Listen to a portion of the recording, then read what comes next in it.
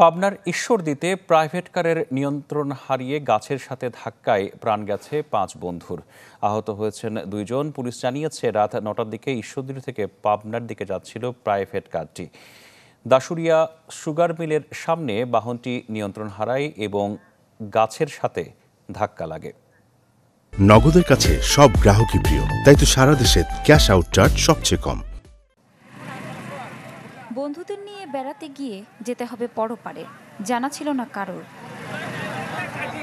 ঢাকায় private car চালান পাবনার ঈশ্বরদীর ছেলে বিজয়। বৃহস্পতিবার বিকেলে গ্রামের বাড়িতে আসে সে। পরে প্রাইভেট কারটি নিয়ে বন্ধুদের সাথে বেড়াতে বের হন। দাশুরিয়া সুগার মিলের সামনে এলে কারটি নিয়ন্ত্রণ হারিয়ে গাছের সাথে ধাক্কা লাগে।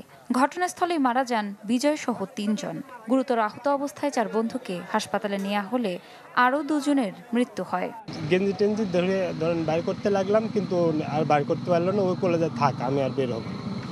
এমত অবস্থা আমরা সব ফায়ার সার্ভিস, পুলিশ টুলিশে খবর দিই। এখনই খবর পেয়েছি, আমার চাচাতো ভাইয়ের ছেলে ফোন দিয়ে বলেছে, তাই আমরা এখানে আসছি। পুলিশ জানায় বেপরোয়া গতির কারণেই দুর্ঘটনাটি ঘটে। তো আমরা যেটা ধারণা করতেছি যে তারা ওভার স্পিডে গাড়ি চালানোর কারণে তারা এই নিয়ন্ত্রণ হারে তারা এই বৈদ্যুতিক পুলিশের ধাক্কা দেয়। 5 বন্ধুর আকস্মিক মৃত্যুতে পুরো এলাকায় নেমে এসেছে শোকের ছায়া। Desk report, channel 24।